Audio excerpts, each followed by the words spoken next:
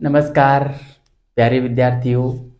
मौर्य राजवंश हम पढ़ रहे थे और उसमें चंद्रगुप्त मौर्य को हमने पिछली क्लास में थोड़ा सा देखा। जीवन परिचय देखा उनका, उनकी आरंभिक विजय देखी जिसमें पंजाब विजय, सिंध विजय और मगध विजय को देखा और जिस प्रकार से मगध को जीतकर नंद वंश का विनाश किया और मौर्य वंश की स्थापना मगध में कर ली थी। उसके बाद उन्होंने एक साम्राज्य विस्तार के चलते जो उत्तर पश्चिम वाला क्षेत्र अपने नाम किया, एक तरीके से सेल्यूकस निकेटर को पराजित करके उनके साथ सिंधु संधि की और सिंधु संधि के तहत उन्होंने काबुल, कंधार और हेरात और बलूचिस्तान को प्राप्त किया। बलूचिस्तान जिसको मकरान तट भी बोलते हैं और पहले जेड्रोसिया के नाम से जाना जाता था, वो हमने पिछले क्लास में देखा। और ठीक उससे आगे का इतिहास आज की क्लास में हम बड़े ही बेहतरीन तरीके से पढ़ने वाले हैं। विद्यार्थियों, आप लोगों को बड़ा मज़ा आ रहा होगा, ऐसा मुझे पूरा विश्वास है और आशा भी है कि आप अपने मुकाम को ज़रूर पा जाओगे यदि इस प्रकार से लगातार मेहनत करते रहोगे तो, है ना। रोज़ कुछ न कुछ पढ़ते रहिए, रोज़ कुछ न कुछ अच्छा करते रहिए, ठीक है। यही जीवन का सत्य है। बाकी तो जीवन को कहते हैं कि ये क्षणभंगुर है ना, क्या पता कब और इसका नाश हो जाए। चलो आज के जो क्लास है उसका टाइटल मैं डालता हूँ। टाइटल तो वही है पहले का ही, चंद्रगुप्त मौर्य हम पढ़ रहे हैं, तो टाइटल में तो क्या ही है, आप लोगों को तो डालना है ही नहीं। मैं तो क्या मिटा देता हूँ, इसलिए मुझे डालना पड़ता है चंद्रगुप्त मौर्य। और इसमें हम पढ़ रहे थे साम्राज्य विस्तार, है ना। क्या पढ़ रहे थे? साम्राज्य विस्तार वाला टॉपिक पढ़ रहे थे जिसमें हमने सेल्यूकस निकेटर के साथ जो विस्तार किया, सेल्यूकस निकेटर को पराजित करके जो अफगानिस्तान, वर्तमान का जो अफगानिस्तान है, वो इसने प्राप्त कर लिया था। ये वाला बिंदु हमने देख लिया था। आज हम देखेंगे एक नंबर पे पूर्वी भारत को देखेंगे, फिर हम पश्चिमी भारत को देखेंगे।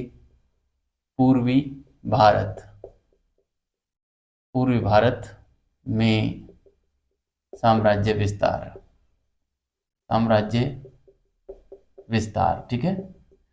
पूर्वी भारत में साम्राज्य विस्तार हम देखेंगे। इसमें इसमें क्या होता है, पूर्वी भारत में साम्राज्य विस्तार की जानकारी जो हमें मिलती है वो हमें दो लेखों के माध्यम से मिलती है विद्यार्थियों।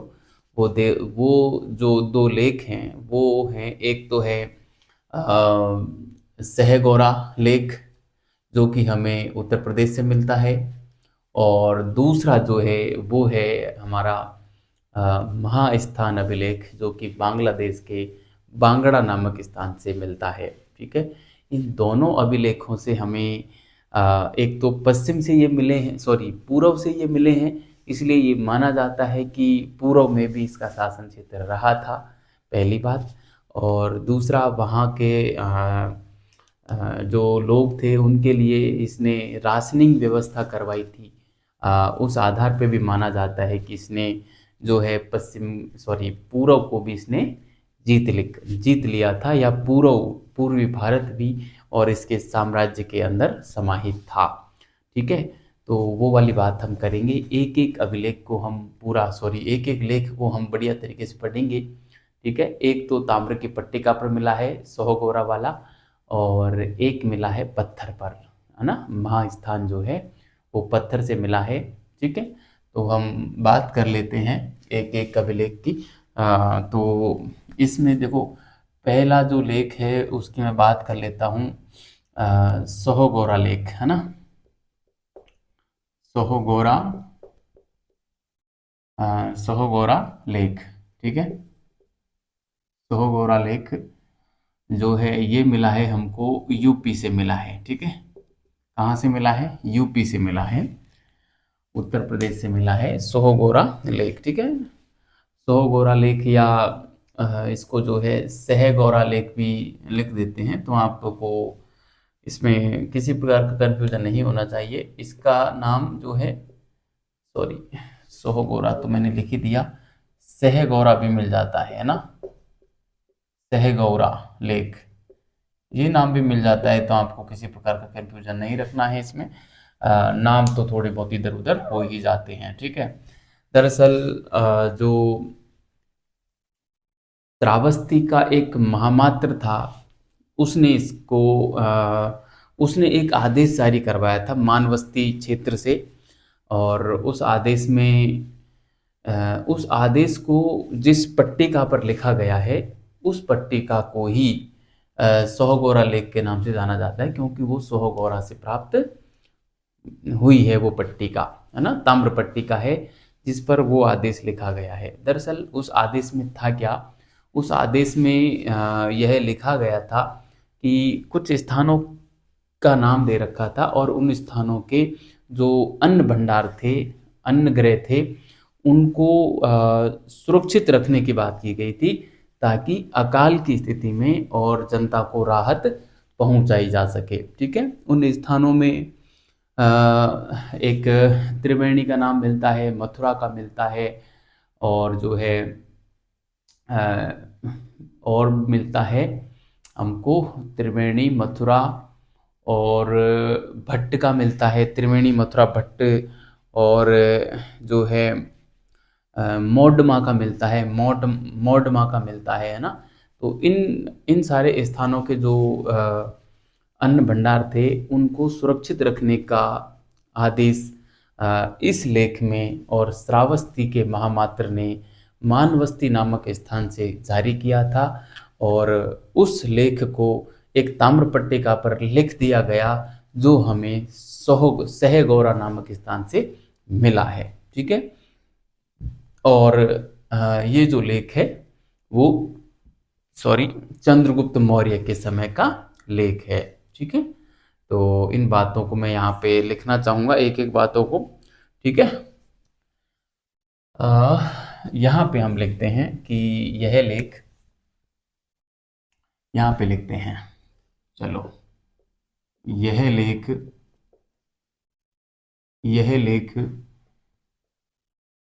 चंद्रगुप्त मौर्य के समय का है। चंद्रगुप्त यह लेख चंद्रगुप्त मौर्य के समय का है, चंद्रगुप्त मौर्य के समय का है, ठीक है। मैं सीएम लिख रहा हूँ शॉर्ट में, सीएम के श्रावस्ती के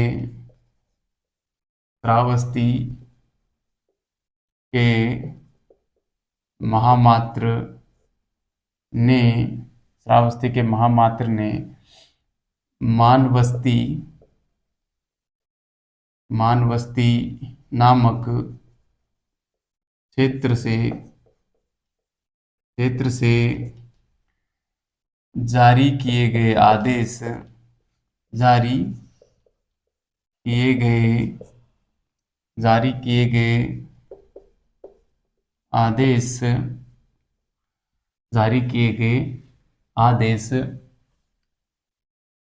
एक ताम्र पट्टिका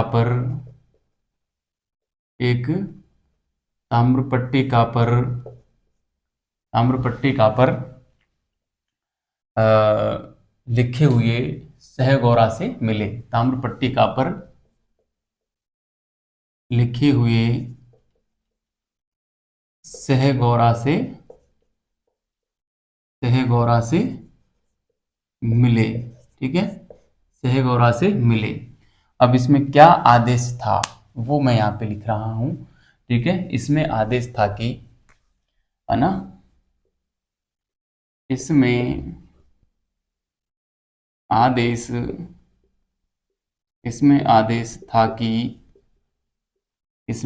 था कि भट्ट चनगू मोडमा मथुरा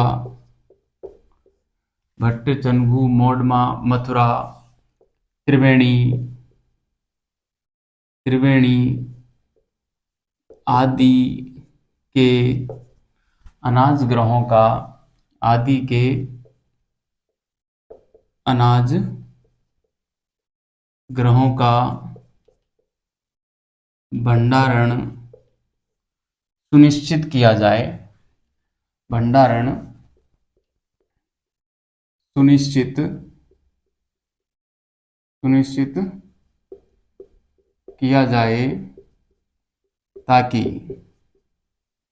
ताकि अकाल की स्थिति में ताकि अकाल की स्थिति में ताकि अकाल की स्थिति में जनता को राहत पहुंचाई जा सके,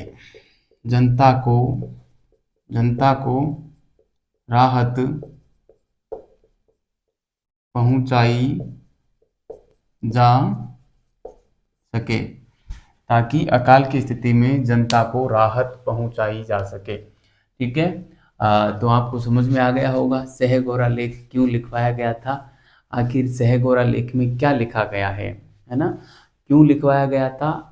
मतलब अकाल की स्थिति से निपटने के लिए कि हमें क्या करना चाहिए, ये आदेश जारी किया गया था। किसके द्वारा? श्रावस्ती के जो महामात्र थे उनके द्वारा। ठीक है, नाम नहीं मिलता। और ये किसके काल का था? तो चंद्रगुप्त मौर्य के काल का था। और सबसे पहले तो आपको ये ध्यान रखना है कि यह राशनिंग व्यवस्था की बात करता है। ठीक है, हमको एग्जाम में दरअसल यही लिखा मिलता है कि राशनिंग व्यवस्था की बात करने वाला पहला शासक कौन था, तो हमको चंद्रगुप्त मौर्य की तरफ चले जाना है। भारत का ही पहला शासक था, है ना। और इसके भी महामात्रों ने और इस प्रकार के आदेश जारी करवाए थे ताकि जनता की भलाई की बात इसमें की गई है ना। अकाल से निपटने के लिए जनता जो है इन अनाज भंडारों का बाद में उपयोग कर सके, इसलिए ये सारे काम किए गए थे। ठीक है, यूपी से ये मिला है ना। तो ये हो गया एक लेख हमारा सहगौरा का लेख। ताम्रपट्टिका पर ये लिखा हुआ मिला है, सहगौरा से मिला है, इसलिए इसको सहगौरा का लेख बोलते हैं। ठीक है, ये ताम्रपट्टिका पर लिखा हुआ मिला है, ये बात ध्यान रखिएगा। और सबसे बड़ी बात आपको ये भी ध्यान रखनी है कि ये श्रावस्ती का महामात्र ने जारी किया था आदेश, है ना। कई बार क्या होता है कि हम ध्यान रखते हैं कि सहगौरा का लेख चंद्रगुप्त मौर्य का है। एग्जाम में पूछेगा कि सहगौरा के लेख में जो आदेश लिखे गए हैं वो किसने जारी करवाए थे, तो हम सोचेंगे कि ये अभिलेख जो है चंद्रगुप्त मौर्य के समय का है, तो चंद्रगुप्त मौर्य ने ही जारी किए होंगे, मगर ऐसा नहीं था। सत्य क्या है, श्रावस्ती का महामात्र ने इसको जारी किए गए थे ये आदेश, उनको इसमें लिपिबद्ध किया गया है। तो इस प्रकार से आपको विशेष रूप से ध्यान रखना है ना, कंफ्यूज नहीं होना है। वहाँ पे एग्जाम में इसी प्रकार से हमको घुमाया जाता है और हम ज़्यादा कुछ सोचे समझे, और ये रहता है कि सहगौरा अभिलेख है चंद्रगुप्त मौर्य के समय का है, टिक कर देते हैं, है ना, और वहीं गच्चा खा बैठते हैं और हमारा सवाल गलत हो जाता है। हजारों स्टूडेंटों से हम नीचे आ जाते हैं सीधे ही, है ना। इसलिए आपको ध्यान रखना है और बारीकी से पढ़ना है। ठीक है, अगला जो मैं लिखूंगा यहाँ पे दूसरा वो लिखूंगा मैं महास्थान अभिलेख, है ना, महास्थान लेख। ठीक है, महास्थान लेख ये मिला है हमको बांग्लादेश से, है ना, बांग्लादेश के एक बांगड़ा नामक स्थान से मिला है, बांगड़ा से। ठीक है, बांग्लादेश के बांगड़ा से मिला है। तो इसमें दरअसल कुल 7 पंक्तियां ही मिली हैं, है ना, कुल 7 पंक्तियां हैं, है ना, कुल 7 पंक्तियां हैं। ठीक है, और इसकी भाषा की बात करूं मैं तो प्राकृत भाषा है, और लिपि की बात करूं तो ब्राह्मी है, लिपि ब्राह्मी है।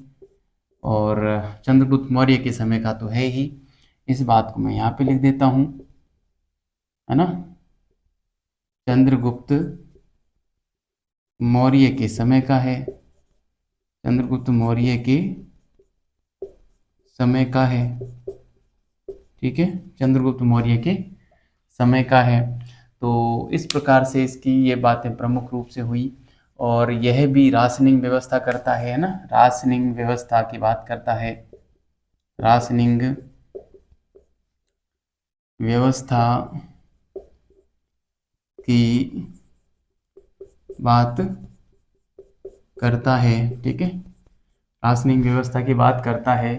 इसको जो जारी किया गया था विद्यार्थियों, वो पुंडनगर जो है, पुंडतला पुंडगला या पुंडरनगर का जो श्रावस्ती था, उसके द्वारा इसको जारी किया गया था, है ना, या उसके आदेशों को इसमें लिपिबद्ध किया गया था। ठीक है, और एक बात और है कि यह पत्थर पर लिखा हुआ मिला है ना। किस पे लिखा हुआ मिला है? पत्थर पर लिखा हुआ है ना, पत्थर पर लिखा हुआ है, पत्थर पर लिखा हुआ है। ठीक है, जारी की किसने किया था? यह लेख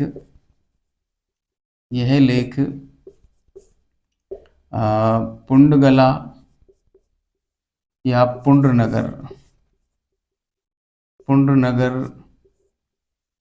के महामात्र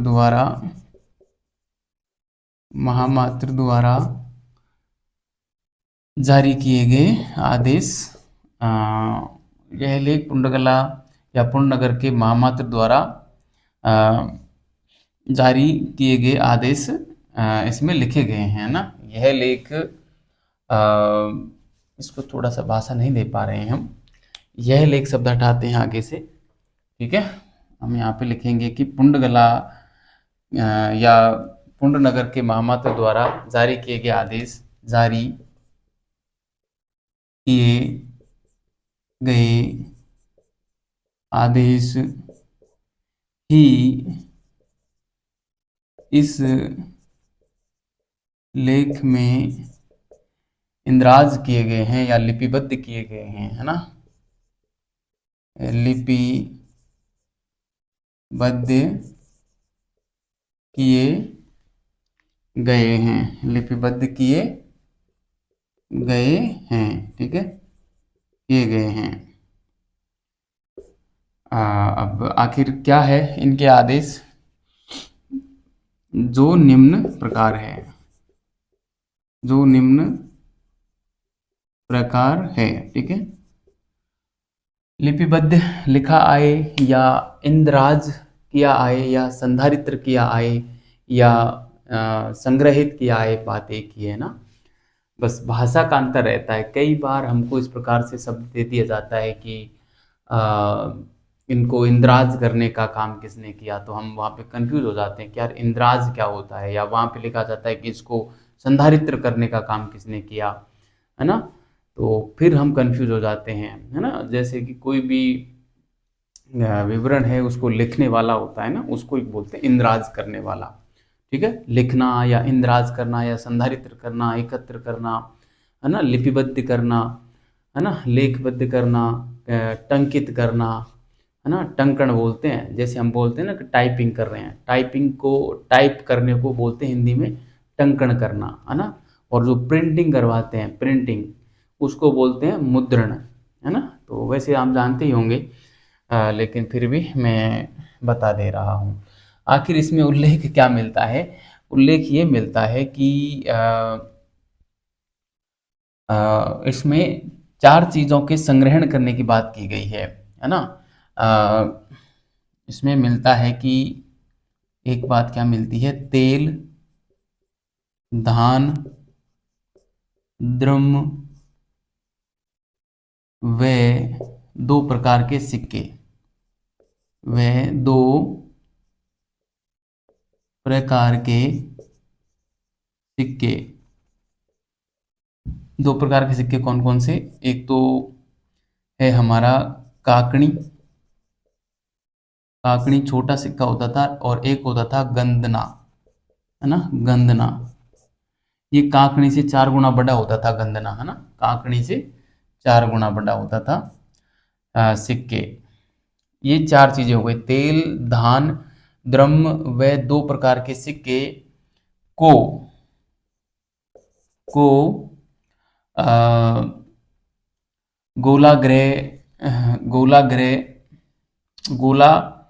गोला घर में, मतलब जो जो हमारे गोलाघर होते थे, अनाज ग्रह जो होते हैं ना, उन्हीं को ही उनकी एक आकृति विशेष है ना।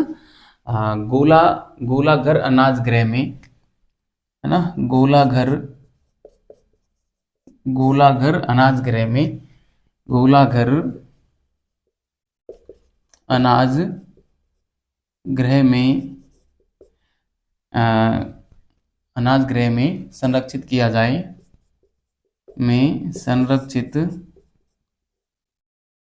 किया जाए किया जाए ताकि ताकि अ,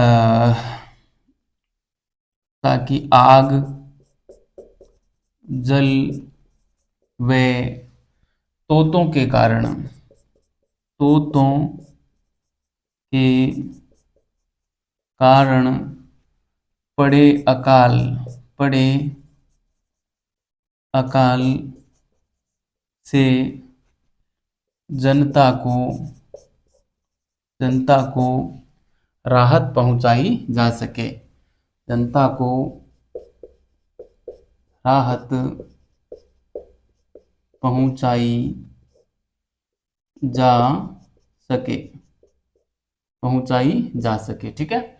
मतलब कहीं न कहीं इसमें भी राशनिंग की बात की गई है। आग, जल और ये तोते की बात बड़ी महत्वपूर्ण है, ये ध्यान रखना। दरअसल हो सकता है कि उस ज़माने में तोतों का और बड़ा ही ज़बरदस्त तरीके से आक्रमण होता हो, फसल वगैरह को नष्ट कर दिया जाता होगा, जिस प्रकार से अभी हमारे टिड्डियों का आक्रमण होता है ना, संभव है कि उस प्रकार से यहाँ पे तोतों का आक्रमण होता हो, है ना। और उनसे सुरक्षा के लिए और जो महामात्र है वो अर्ज कर रहा है आम जनता से, सभी से, कि आप जो है धान का, तेल का, द्रव्य का और सिक्कों का आप जो है संग्रहण करें, उनको संरक्षित रखें, ताकि हम अकाल के समय में आम जनता को राहत पहुंचा सकें, ठीक है। तो ये जो दोनों बातें मिलती हैं विद्यार्थियों, वो यह दर्शाती हैं कि चंद्रगुप्त मौर्य का साम्राज्य पूर्वी भारत में भी था।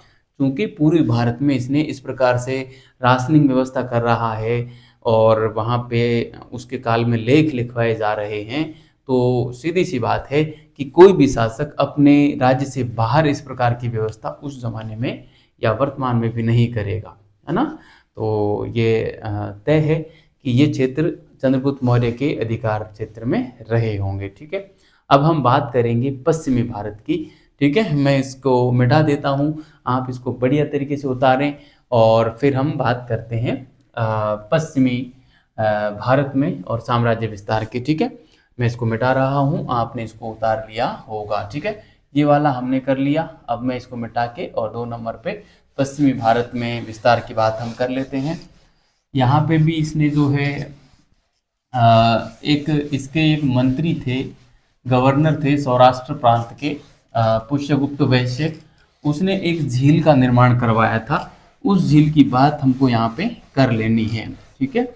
उस झील का पुनर्निर्माण कई अन्य शासकों ने करवाया, जिसका जिक्र हमें बाद में मिलता है, बाद के लेखों में मिलता है, वो बात हम जानेंगे। और मैं बताऊं आपको, इस झील का जो नाम है वो है सुदर्शन झील, जिसका वर्णन पता नहीं कितनी बार एग्जाम में पूछा गया है। नेट का तो ये फेवरेट क्वेश्चन रहा है ना, और बहुत बार नेट की एग्जाम में, और कभी तो अशोक के समय से, कभी रुद्रदामन के समय, तो कभी स्कंदगुप्त के समय, तो कभी चंद्रगुप्त मौर्य के समय इसको लेकर सवाल बनता रहा है। चूंकि इन 4 शासक जो मैंने अभी बोले हैं, इन 4 शासकों का सुदर्शन झील से लेकर और गहरा नाता रहा है ना। इसका निर्माण तो चंद्रगुप्त मौर्य के समय हुआ था, मगर पुनर्निर्माण अशोक ने भी करवाया था, रुद्रदामन ने अपने स्वयं के पैसे से करवाया था, और चक्रपालित जो कि स्कंदगुप्त का मंत्री था, उसका बेटा पर्णदत्त ने और इसका जो है निर्माण करवाया था, ठीक, सॉरी, चक्रपालित ने इसका पुनर्निर्माण करवाया था, जो कि पर्णदत्त का बेटा था, और पर्णदत्त स्कंदगुप्त का मंत्री था, ठीक है। तो चलो हम बात करेंगे, पहले हेडिंग डाल देते हैं। नंबर 2 पे हेडिंग डालेंगे पश्चिमी पश्चिमी भारत में पश्चिमी भारत में साम्राज्य विस्तार। ठीक है, पश्चिमी भारत में साम्राज्य विस्तार। ठीक है, पश्चिमी भारत में साम्राज्य विस्तार, ये हम हेडिंग डालेंगे और इसमें जो है लिखने का प्रयास करते हैं हम। लिखने का तो क्या ही है, इसमें दरअसल जो रुद्रदामन का जूनागढ़ अभिलेख है उसमें ये लिखा मिलता है साफ साफ कि चंद्रगुप्त मौर्य ने और एक विशाल सेना लेकर और सौराष्ट्र प्रांत को जीता था। वहाँ पर अपना एक जो उपराजा या प्रांतपति के रूप में पुष्यगुप्त वैश्य की नियुक्ति की, और पुष्यगुप्त वैश्य ने अकाल राहत कार्यों के तहत यहाँ पर एक झील का निर्माण करवाया था जिसका नाम सुदर्शन झील रखा गया था। यह झील जो थी रेतक व अजयतक नामक पर्वतों के मध्य में और 3 नदियों पलासिनी, स्वर्णसिक्ता और पलासिनी, सुक्तासिनी और सुवर्णसिक्ता, इन 3 नदियों के पानी को रोककर और इस झील का निर्माण करवाया गया था। ठीक है, जिसका आगे चलकर अन्य शासकों ने पुनर्निर्माण भी करवाया, जैसे अशोक के समय अशोक के समय तुषास्प ने करवाया था, रुद्रदामन के समय विशाख ने करवाया था, और स्कंदगुप्त के समय इसका पुनर्निर्माण प्रणदत्त के पुत्र चक्रपालित ने करवाया था। ठीक है, तो ये बात हम इसमें लिखेंगे और इस प्रकार से हम कह सकते हैं कि पश्चिमी भारत भी और चंद्रगुप्त मौर्य के अधिकार में रहा था। ठीक है, तो चलो हम यहाँ पे लिखते हैं, हम लिखेंगे कि रुद्रदामन ये एक शक शासक है जो कि भारत में शासन करेगा, काफ़ी अच्छा शासन करेगा। ये रुद्रदामन के गिरनार अभिलेख, गिरनार या जूनागढ़ अभिलेख बोलते हैं, रुद्रदामन के गिरनार लेख से जानकारी मिलती है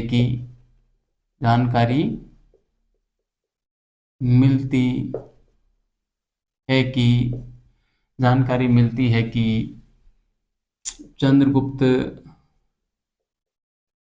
चंद्रगुप्त मौर्य ने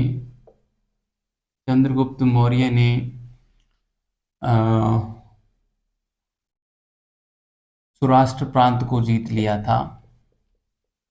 सौराष्ट्र प्रांत को जीतकर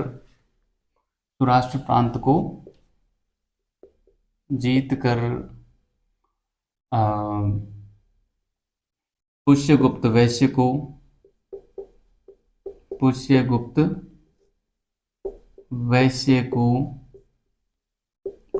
वैश्य को अपना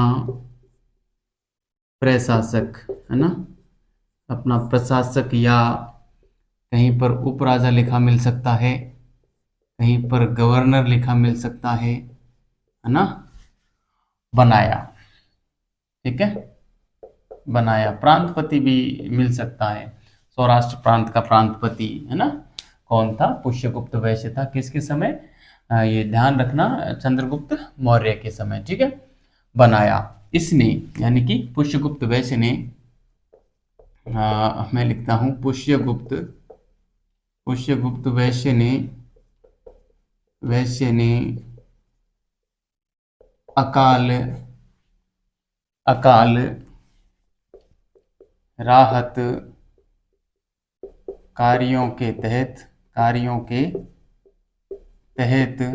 राहत कार्यों के तहत पुष्यगुप्त वैश्य ने अकाल राहत कार्यों के तहत एक सुदर्शन नाम की झील का निर्माण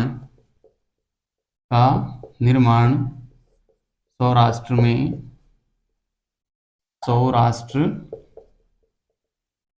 ये कहाँ पड़ता है? गुजरात में पड़ता है ना, सौराष्ट्र गुजरात में करवाया था, ठीक है। और रेवतक व अजयतक नामक पर्वतों के बीच में पलासिनी, स्वर्णसिक्ता और सिक्तासिनी 3 नदियों को रोककर इसका निर्माण करवाया गया था। ये बात भी मैं यहाँ पर लिखना चाहूँगा, ठीक है। चलो, दरअसल हाथ दर्द करता है इधर ऊपर करके और लिखने में, ठीक है, लेकिन लिखना पड़ता है, क्या करें, और कोई इलाज ही नहीं है। बोलने से आप लिखोगे नहीं। कई लोग तो ऐसे हैं, इतने ढीठ हैं कि मैं यहाँ पे लिखता हूँ उसके बावजूद भी वो लोग नहीं लिखते हैं ना, और बस ऐसे ही काम चला लेते हैं। कई लोग तो आर्य की गाइड को लेके बैठ जाते हैं ना, सर जो लिखा रहे हैं वो वहाँ पे टिक कर लेते हैं, हाँ ये भी लाइन है, ये भी लाइन है, ये भी लाइन है, कुछ एक्स्ट्रा मिलती है तो उसको लिख लेते हैं, वरना ठीक है, और बस देख लेते हैं, है ना। और कुछ लोग हैं जो बेहतरीन मेहनत कर रहे हैं, जैसा मैं लिख रहा हूँ वैसे के वैसे लिख रहे हैं। मैं उनसे नोट्स मांगता हूँ तो तुरंत भेज भी देते हैं कि हाँ सर ये देखिए, ये लीजिए, है ना। मेरा उद्देश्य यही रहता है कि मैं ये जानना चाहता हूँ कि कौन कौन लिख रहे हैं या कौन नहीं लिख रहे। तो जो लोग लिख रहे होते हैं वो तो तुरंत भेज देते हैं, और जो नहीं लिख रहे होते हैं वो आनाकानी करते हैं, सर मैं अभी बाहर हूँ, मैं वहाँ हूँ, परसों भेज दूंगा, परले दिन भेज दूंगा। तो मैं तुरंत समझ जाता हूँ कि हाँ ठीक चल रहा है मामला, ऐसी कोई दिक्कत वाली बात नहीं है। देखो मुझे तो कोई दिक्कत नहीं है, मैं तो मेरा काम कर रहा हूँ। अब ये आपकी मर्जी कि आप क्या करो। देखो जिस प्रकार से हम कहते हैं ना कि बारिश का काम होता है बरसना, बारिश बरस के चली जाती है। अब कोई किसान को खेती करनी है तो वो आएगा, खेत जोतेगा, बीज डालेगा, अपनी फसल काटेगा वो। और जिसको खेती नहीं करनी वो खेत को नहीं जोतेगा, हल नहीं चलाएगा, उसमें बीज नहीं डालेगा, बारिश तो फिर भी होगी, है ना। तो बारिश का काम बरसना है। बारिश का काम ये नहीं है कि वो भी बीज आके बीज डाले ना, बारिश केवल बरस के चली जाएगी। उसी प्रकार हमारा काम यहाँ पे पढ़ाने का, लिखाने का है, वो हम कर रहे हैं। अब आपकी मर्जी है, आप नोट्स बनाओ तो बनाओ, नहीं बनाओ तो मत बनाओ। हम आपके खिलाफ एफआईआर बिल्कुल भी दर्ज नहीं करेंगे यदि आप नोट्स नहीं बनाएंगे तो, ठीक है। और बनाओगे तो भी हम आपके खिलाफ एफआईआर दर्ज नहीं करेंगे, या आपको कोई किसी प्रकार का मेडल नहीं देंगे। मेडल आपको आरपीएससी देगी, ये तय बात है। जो नोट्स बनाएगा उसको आरपीएससी जरूर बुलाएगी, ढंग से इसको कोई तैयार कर लेगा तो, ठीक है। तो चलो मैं यहाँ पे लिख रहा हूँ, यह झील, यह झील अजय तक, अजय तक व रेव तक, अजय तक व रेव तक नामक, अजय तक व रेव तक नामक पहाड़ियों के मध्य, पहाड़ियों के मध्य, पहाड़ियों के मध्य 3 नदियों के पानी को रोककर, 3 नदियों, 3 नदियों कौन कौन सी, पलासिनी, पलासिनी, सुक्तासिनी, सुक्तासिनी व सुवर्ण सिक्ता, व सुवर्ण सिक्ता 3 नदियों के पानी को रोक कर करवाया गया था, करवाया इस, यह झील अच्छा के पानियों को रोककर बनवाई गई थी, है ना, रोक कर बनवाई गई थी, ठीक है। तो ये बात आपको बढ़िया तरीके से ध्यान में रखनी है, और कहाँ है ये स्थान ज़रूर ध्यान रखना, वरना फिर आप जो है कंफ्यूज में पड़ जाओगे। तो सौराष्ट्र में है, और किसने बनवाई, किसने थी, ये आपको ध्यान रखना है। चंद्रगुप्त मौर्य के काल में ये बनी थी, तो एग्जाम में हमारे यही पूछेंगे किसने बनवाई थी, तो चंद्रगुप्त मौर्य, ठीक है। चंद्रगुप्त मौर्य ऑप्शन में नहीं हो तो यहाँ पे कौन होगा, पुष्यगुप्त का नाम होगा जरूर, ठीक है। इसने बनवाने में तो इनका नाम आएगा, और यदि पूछ ले सवाल कि इसका पुनर्निर्माण किसने करवाया या सुदर्शन झील के साथ किस किस का नाम जुड़ा हुआ है, तो ऐसी स्थिति में आपको कुछ नाम और लिखने होंगे जो मैं यहाँ पर अभी लिख रहा हूँ। ठीक है, क्या लिखूंगा मैं कि इस झील का पुनर्निर्माण, मैं एक और तथ्य लिख रहा हूँ कि इस झील का पुनर्निर्माण निम्नलिखित के द्वारा करवाया गया था। ठीक है, निम्नलिखित के द्वारा करवाया गया था। तो इसमें मैं जो है अलग कलर के पेन का इस्तेमाल थोड़ा सा कर लेता हूँ, अच्छा लगेगा। तो देखो किस किस के द्वारा करवाया गया था। तो एक नंबर पे मैं लिखूँ तो अशोक मौर्य द्वारा, है ना, अशोक के मंत्री या राज्यपाल वही कौन थे,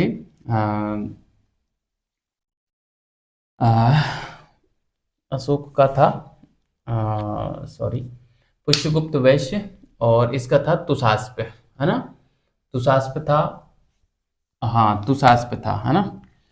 तो इसके अशोक के मंत्री थे तुषास्प द्वारा।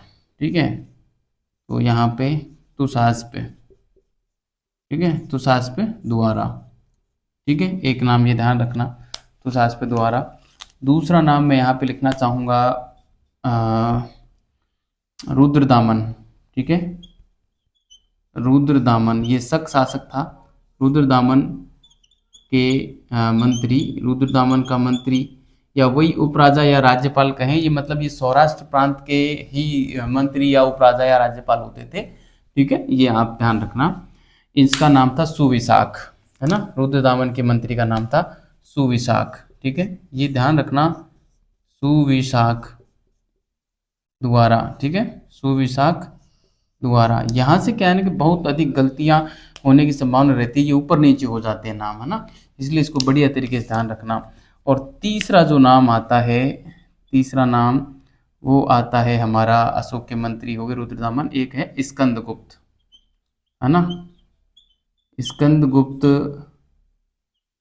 के मंत्री पर्णदत्त के पुत्र, पर्णदत्त के पुत्र थे। पर्णदत्त के पुत्र कौन थे? चक्रपालित थे। पर्णदत्त के पुत्र चक्रपालित। ठीक है, चक्रपालित द्वारा, इन लोगों के द्वारा जो है इसका पुनर्निर्माण करवाया गया था। ठीक है, पुनर्निर्माण करवाया गया था।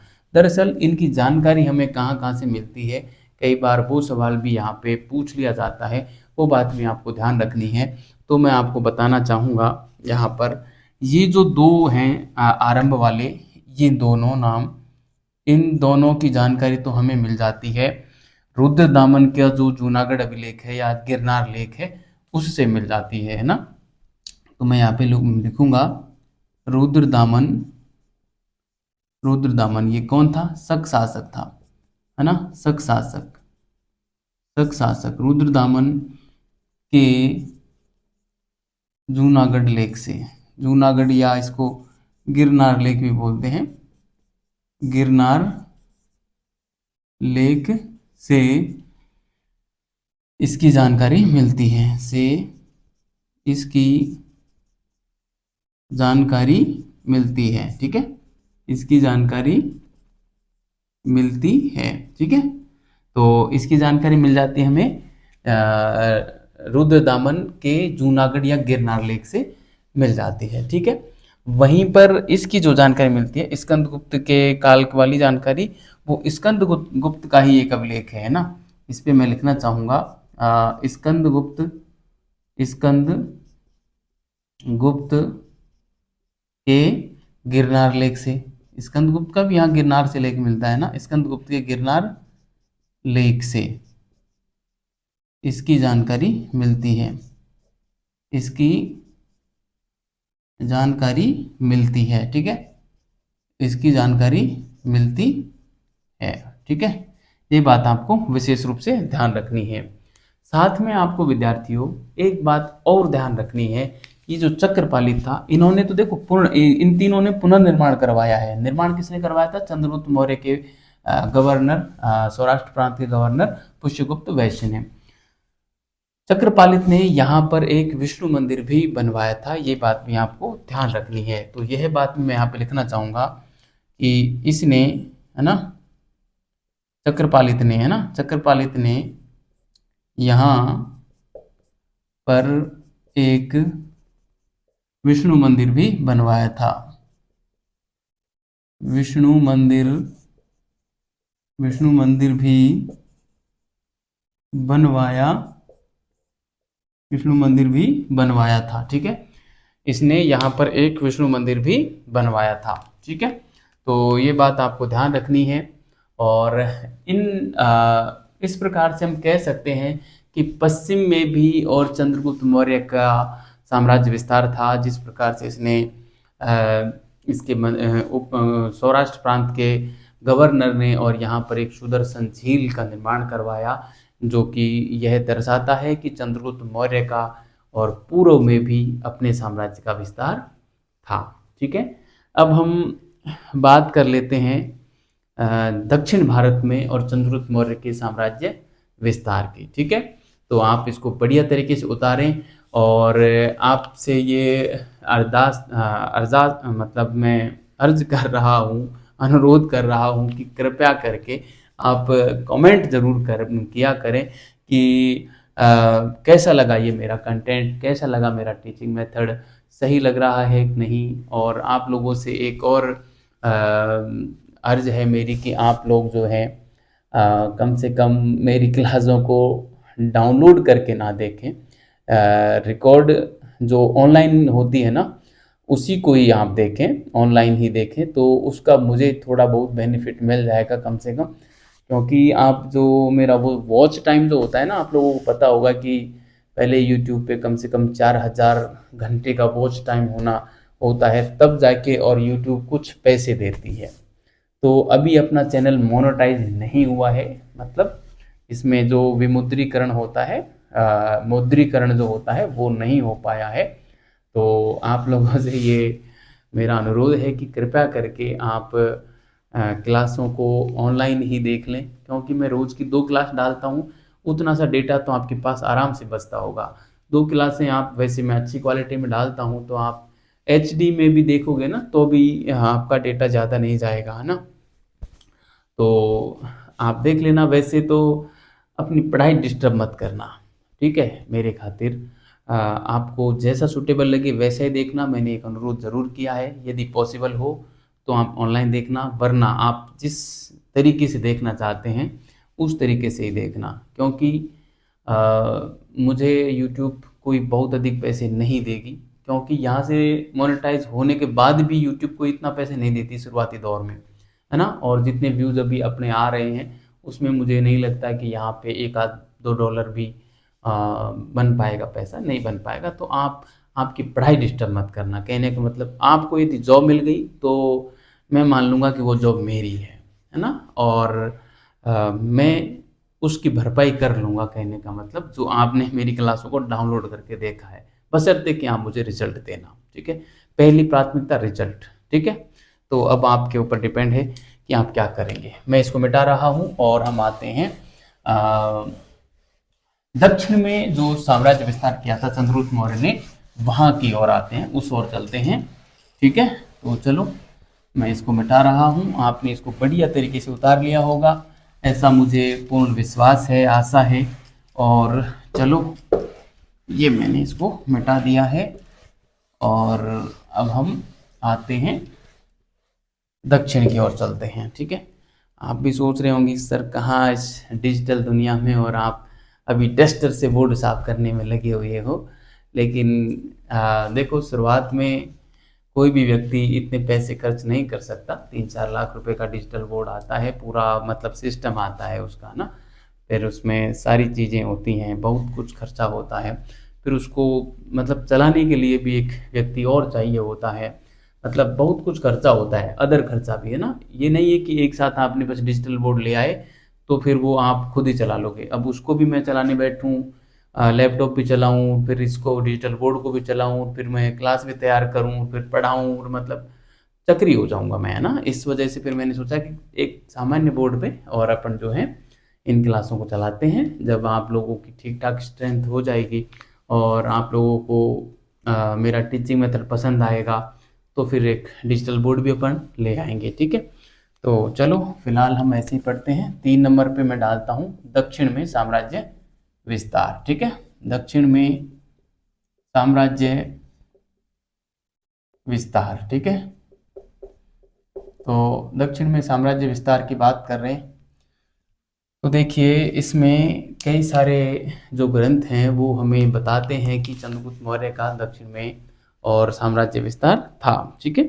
इसमें हम बात करें तो सबसे बड़ी बात, प्लूटार्क स्वयं ये कहता है कि चंद्रगुप्त मौर्य जो है 6 लाख की सेना लेकर और संपूर्ण भारत को रौंद डालता है। संपूर्ण भारत की बात करता है तो फिर उसमें पूर्व पश्चिम उत्तर दक्षिण सभी आ जाते हैं, ठीक है? इसके अलावा महावंश जो है वो चंद्रगुप्त मौर्य को सकल जम्बू द्वीप कहता है, मतलब सकल जम्बू द्वीप का स्वामी कहता है। तो इससे भी और दक्षिण की बात इसमें स्पष्ट हो जाती है, ठीक है? सॉरी।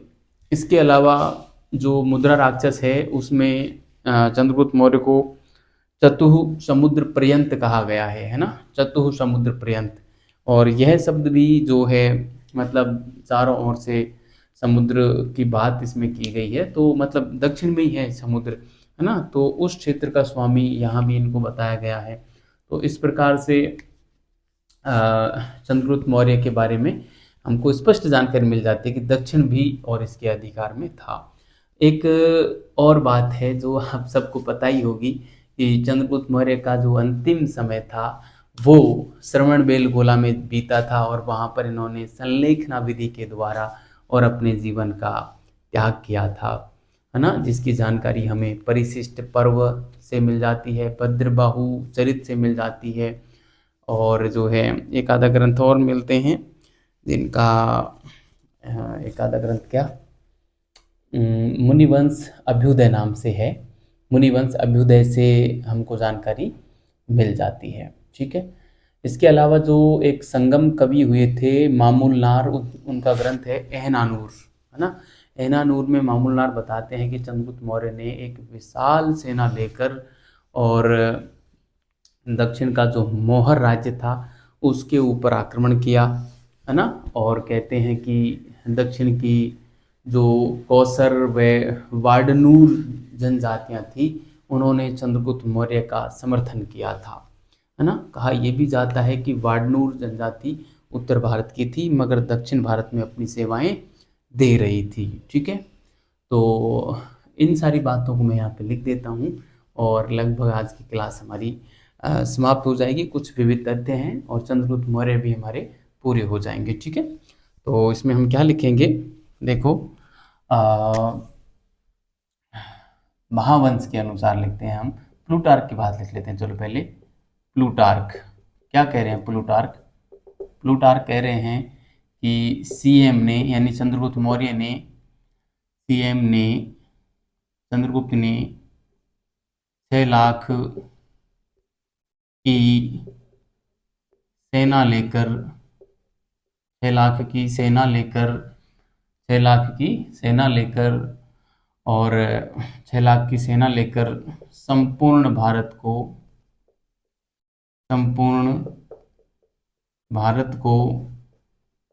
रौंद डाला था, है ना? रौंद डाला, ठीक है? संपूर्ण भारत को रौंद डाला। चंद्रगुप्त मौर्य ने 6 लाख की सेना लेकर संपूर्ण भारत को रौंद डाला, ठीक है? तो संपूर्ण भारत में फिर दक्षिण भारत भी आ ही जाएगा। दूसरा हम यहाँ पे लिखें, 1 नंबर हो गया। 2 नंबर पे मैं लिखना चाहूँ यहाँ पे तो महावंश। महावंश जो है चंद्रगुप्त मौर्य को क्या लिखता है, सीएम को ये लिखता है क्या, सकल जम्बूद्वीप स्वामी लिखता है, ठीक है? सकल जम्बूद्वीप स्वामी बताता है, ठीक है? बताता है, ठीक है? ये बात आपको ध्यान रखनी है। तीसरे नंबर पे मैं बात करूं यहाँ पे मुद्रा राक्षस की। मुद्रा राक्षस, है ना, किसने लिखा था ये? विशाख दत्त ने लिखा था। राक्षस नाम का जो अमात्य था उसका विवरण इसमें मिलता है। कौन था राक्षस, ये बताओगे आप कि राक्षस कौन था? आपके लिए एक प्रश्न है। इसमें चतु समुद्र पर्यंत चंद्रगुप्त मौर्य को कहा गया है। सीएम को चतु समुद्र पर्यंत कहा गया है, चतु समुद्र पर्यंत कहा गया है। नंबर 4, दक्षिण में इन्होंने अपने जीवन का अंतिम समय जो गुजारा था, वो वाली बात हम यहाँ पे लिख देते हैं कि सीएम ने अपने जीवन के आखिरी समय को कर्नाटक के, वर्तमान का कर्नाटक के श्रवणबेलगोला में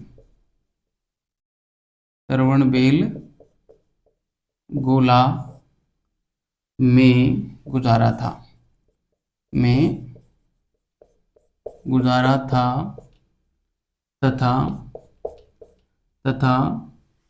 संलेखना विधि द्वारा, तथा क्या होता है संलेखना, ये भी मैं आपको बता चुका हूँ। कृपया करके आप कमेंट करें और बताएं कि संलेखना क्या है। तथा संलेखना द्वारा कहाँ पढ़ाया था ये बताएं। संलेखना द्वारा तो मैं लिख रहा हूँ। संलेखना द्वारा 298 BC में अपने प्राणों का त्याग कर देते हैं। ठीक है, पहले ये प्रश्न खूब पूछा जाता था कि चंद्रगुप्त मौर्य ने अपने जीवन का आखिरी समय कहाँ गुजारा, तो ये स्थान पूछा जाता था श्रवणबेलगोला। ठीक है, आपको बढ़िया तरीके से ध्यान रखना है। वैसे अब इस प्रकार का सवाल पूछे जाने की संभावना बहुत कम है, और कभी एग्जामिनर को ये लगे कि चलो स्टूडेंट के माइंड को थोड़ा एग्जाम में रेस्ट करने दिया जाए, तो उसके लिए इस प्रकार का सवाल डाल दिया जाता है। ठीक है, तो ये आपके लिए खुशखबर होगी कि आपके माइंड को रेस्ट करवाने की भी आरपीएससी सोचती है और इस प्रकार का प्रश्न डाल देती है। ठीक है, तो चलो इसकी जानकारी के स्रोत क्या क्या है ना। तो इसकी जानकारी के स्रोत में हम लिखेंगे इसकी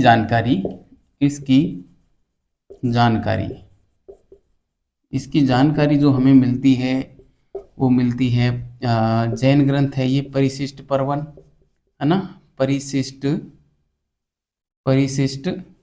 पर्वन, है ना, कहीं पर परिशिष्ट पर्व और कहीं पर परिशिष्ट पर्वन मिलता है। ये किसने लिखा था? हेमचंद्र ने, है ना, किसने लिखा था? हेमचंद्र सूरी। और एक ग्रंथ मिलता है भद्रबाहु चरित्र, है ना, भद्रबाहु चरित, है ना। ये जो है रत्ननंदन सूरी का है ना। किसका है? नंदिन सूरी, रत्ननंदिन कृत। ठीक है, और एक ग्रंथ मिल जाता है मुनिजिन अभ्युदय का, है ना,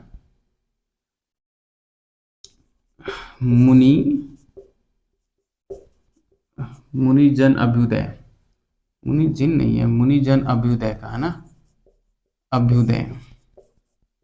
ठीक है, मुनिजन अभ्युदय। ये 3 ग्रंथ हैं, 1, 2 और 3।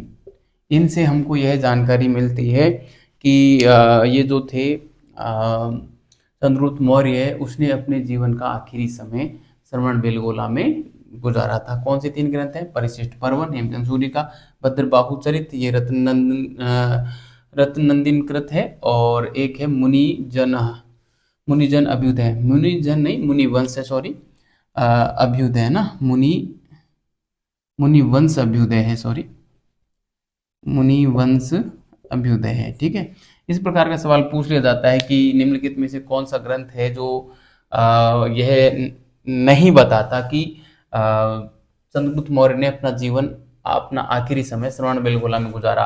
तो उसमें 3 ग्रंथ तो ये आ जाएंगे, एक चौथा दे देगा, तो आंसर क्या हो जाएगा, चौथा वाला हो जाएगा, है ना। इस प्रकार की बात आपको ध्यान रखनी है।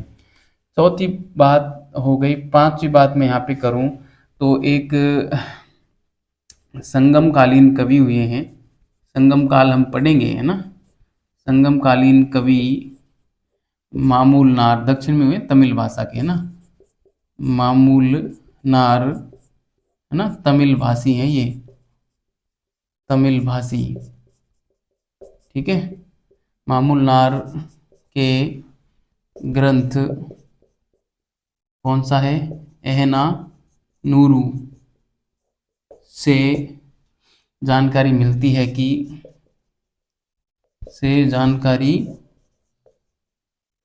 मिलती है कि से जानकारी मिलती है कि चंद्रगुप्त मौर्य ने सीएम ने एक बड़ी सेना लेकर एक बड़ी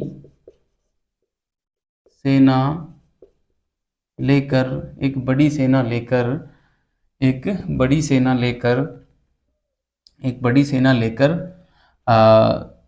मोहर राज्य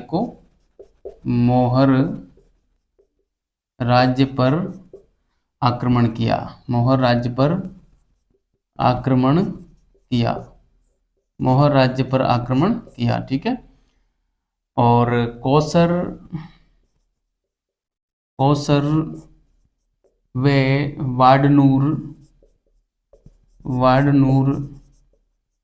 जनजातियों ने चंद्रगुप्त मौर्य का समर्थन किया था।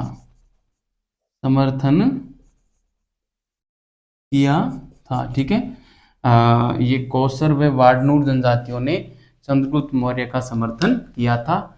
ये बात भी आपको ध्यान में रखनी है। ठीक है, अब ये जो वाडनूर जनजाति थी, ये थी तो उत्तर भारत की जनजाति, मगर दक्षिण में जाकर अपनी सेवा दे रही थी। ये बात भी आपको ध्यान रखनी है। ठीक है, तो वह बात भी मैं यहाँ पर जो है लिखना चाहूँगा कि जो वाडनूर जनजाति थी, है ना, मैं यहाँ पे लिखना चाहूँगा, वाडनूर जनजाति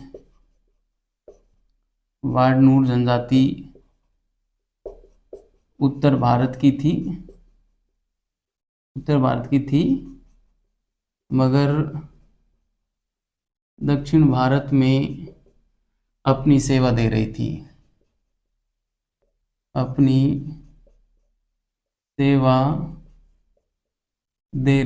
ठीक है, अपनी सेवा दे रही थी। तो ये बात आपको बढ़िया तरीके से ध्यान में रखनी है। ठीक है, इसके अलावा एक जानकारी और मिलती है, एक और दक्षिण भारत का ये ग्रंथ है अतिशय नार नाम का। अतिशय नार ग्रंथ है, जिसमें यह लिखा मिलता है कि चंद्रगुप्त मौर्य मौर्य राज्य से भी आगे चला गया था और उसने जो है तिन्नवैली पर भी अपना अधिकार कर लिया था, है ना। ये बात भी आपको ध्यान रखनी है। तो उस बात को भी मैं यहाँ पे लिखना चाहूँगा कि अतिशय नार ग्रंथ से जानकारी मिलती है कि अतिशय नार ग्रंथ से जानकारी मिलती है कि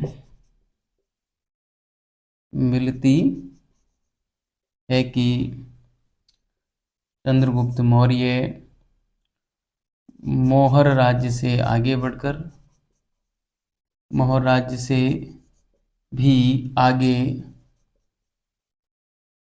बढ़ा व तिन्नवैली पर भी अधिकार किया। वह तिन्नवैली, ये हटा दो इस पर, है ना, तिन्नवैली पर भी अधिकार किया। ठीक है, तिरुनेलवेली पर भी अधिकार किया। तो ये लो विद्यार्थियों, दक्षिण भारत की बातें भी हमने सारी की कि किस प्रकार से दक्षिण में और इसने क्या क्या किया, ये आपको ध्यान रखना है विशेष रूप से। देखो क्या ध्यान रखना है, एक तो ये जम्बू द्वीप का स्वामी चंद्रगुप्त मौर्य को कहा गया है, और किस में कहा गया है, महावंश में कहा गया है। महावंश से नहा आए न आए तो यहाँ पे एक शब्द आ सकता है सिंगली अनुश्रुति, है ना, सिंगली अनुश्रुति। तो सिंगली अनुश्रुति में भी आपका आंसर सही हो जाएगा यदि महावंश ऑप्शन में नहीं हो तो, कि चंद्रगुप्त मौर्य को सकल जम्बूद्वीप कहाँ कहा गया है, वहाँ ऑप्शन में महावंश ना दे रखा हो और सिंगली अनुश्रुति या सिंगली साहित्य दे रखा हो, तो भी आपका आंसर सिंगली अनुश्रुति या सिंगली साहित्य सही हो जाएगा। ठीक है। उसके अलावा सवाल ये पूछा जा सकता है कि चतुसमुद्र पर्यंत किसे कहा गया है और कहाँ कहा गया है, तो वही चंद्रगुप्त मौर्य को, और किसमें, मुद्रा राक्षस में कहा गया है। मुद्रा राक्षस किसका ग्रंथ है, विशाखदत्त का ग्रंथ है। ठीक है। राक्षस कौन था, ये सवाल मैंने आपसे किया है, ये आप मुझे बताएंगे। ठीक है। और ये प्लूटार्क वाली बात भी काफी बार पूछी गई है कि 6 लाख की सेना लेकर संपूर्ण भारत को चंद्रगुप्त मौर्य ने रौंद डाला था, ऐसा किसने कहा, तो ये बात भी आपको बतानी है। ठीक है। अब कुछ विविध तथ्य हैं वो मैं अगले स्लाइड पे लिख देता हूँ, और आज की क्लास को हम यहीं समाप्त करेंगे। चंद्रगुप्त मौर्य हमारे पूरे होते हैं। ठीक है। तो चलो इसको मैं मिटा रहा हूँ। ठीक है। आपने उतार ही लिया होगा ये बढ़िया तरीके से, ऐसा मुझे पूरा विश्वास है। ठीक है। तो इस प्रकार से विद्यार्थियों, जो अखंड भारत का सपना कौटिल्य ने भी देखा था और जो है चंद्रगुप्त मौर्य ने देखा था, वो यहाँ पे इनका पूरा होता है। और चंद्रगुप्त मौर्य ने अपना पूरा अखंड भारत का जो सपना था वो पूरा किया। ठीक है।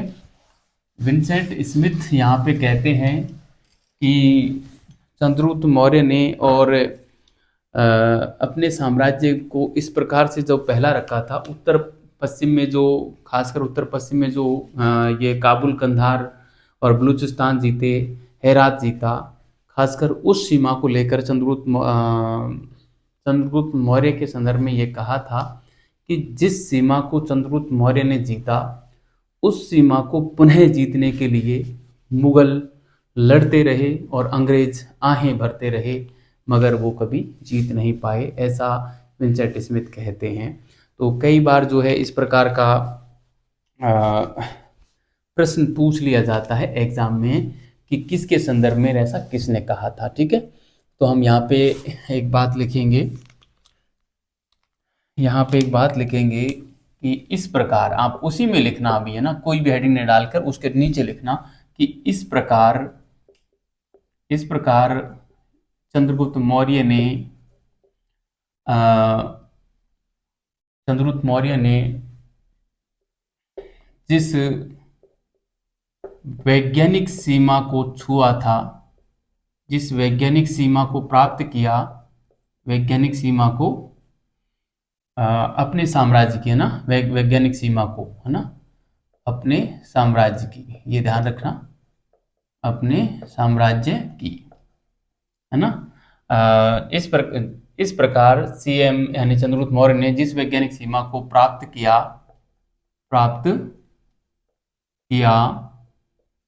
उसे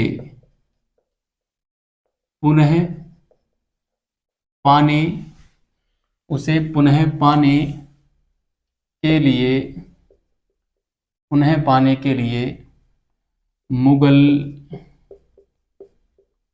तड़पते रहे वे अंग्रेज आहें भरते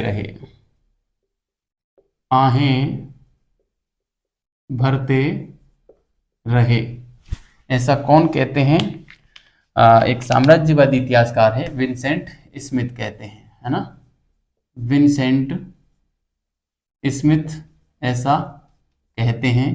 कौन है ये, साम्राज्यवादी हिस्टोरियन है, इतिहासकार है। ठीक है। साम्राज्यवादी इतिहासकार हैं, वो ऐसा कहते हैं। ठीक है। तो इसके अलावा और कुछ विविध तथ्य ऐसे मिलते हैं कि जैसे चंद्रगुप्त मौर्य ने अखंड भारत का सपना देखा था, है ना, और अखंड भारत का सपना देखने वाला यह प्रथम शासक था, है ना, ठीक है, तो हम देखेंगे कि अखंड भारत, अखंड भारत का सपना देखने वाला, देखने वाला व पूरा भी करने वाला, पूरा भी करने वाला पहला शासक था। दूसरी बात, भारत को, भारत को विदेशी दासता से मुक्त करने वाला, विदेशी दासता से मुक्त करवाने वाला, करवाने वाला। कब करवाया था? 317 BC में करवा दिया था ना, जब पंजाब को जीता। ठीक है, इसके अलावा भारत में राशनिंग व्यवस्था करवाने वाला, है ना, भारत में राशनिंग व्यवस्था करवाने करवाने वाला, है ना। इसके अलावा मैं बात करूं तो प्रथम अंतर्राष्ट्रीय विवाह करने वाला, है ना, प्रथम अंतर्राष्ट्रीय विवाह करने वाला, विवाह करने वाला। ठीक है, इसके अलावा जो है दहेज में, दहेज में अफगानिस्तान लेने वाला, अफगानिस्तान लेने वाला। ठीक है, इसके अलावा मैं यहाँ पे लिख सकता हूँ कि विदेशी, मतलब पहली अंतर्राष्ट्रीय संधि करने वाला, है ना, पहली अंतर्राष्ट्रीय, पहली अंतर्राष्ट्रीय ये अंतर्राष्ट्रीय संधि करने वाला, संधि करने वाला। ये अंतर्राष्ट्रीय शब्द शायद मैंने गलत लिखा है, एक और रह आएगा मेरे हिसाब से। पहली अंतर्राष्ट्रीय संधि करने वाला। ठीक है, और क्या क्या काम किया था इन्होंने? ठीक है, अखंड भारत का सपना देखा, भारत को विदेशी दासता से मुक्त किया, भारत में राशनिंग व्यवस्था स्थापित करवाई, प्रथम अंतर्राष्ट्रीय विवाह करने वाला, दहेज में अफगानिस्तान लेने वाला, है ना, अखंड भारत की बात हमने करी ली, पहली अंतर्राष्ट्रीय संधि करने वाला, है ना। और इस प्रकार से संपूर्ण अखंड भारत का प्रथम सम्राट भी इनको माना जाता है ना। तो अखंड भारत का, अखंड भारत का प्रथम ऐतिहासिक सम्राट, प्रथम ऐतिहासिक सम्राट, है ना। इन सब उपाधियों को, ये सब उपाधियां एक तरीके से, ये सब महत्ताएं किसकी हैं? तो मैं यहाँ पे लिख सकता हूँ कि ये सभी किसके लिए कही गई हैं? चंद्रगुप्त मौर्य हेतु, है ना, चंद्रगुप्त मौर्य। ठीक है, तो कितना महान व्यक्ति था ये, और आप अंदाजा लगा सकते हैं इस बात से। ठीक है, तो ये था प्यारे विद्यार्थियों चंद्रगुप्त मौर्य, जिसको हमने बड़े ही बेहतरीन तरीके से और बहुत ही डिटेल में पढ़ा है। और मेरा ये विश्वास है पूर्ण रूप से कि यहाँ से बाहर किसी प्रकार का कोई सवाल नहीं जाएगा। आप इसको बढ़िया तरीके से पढ़ना, आपके सारे सवाल यहीं से पूरे मिल जाएंगे। चंद्रगुप्त मौर्य से कोई सवाल बाहर नहीं जाएगा, यकीन मानना। इसको पढ़ लेना, पिछले साल के पेपर हल कर लेना, बस आपका काम बढ़िया से हो जाएगा। ठीक है, तो मिलते हैं अगली क्लास में, तब तक के लिए बहुत बहुत धन्यवाद विद्यार्थियों। अच्छे रहिए, मस्त रहिए और पढ़ते रहिए।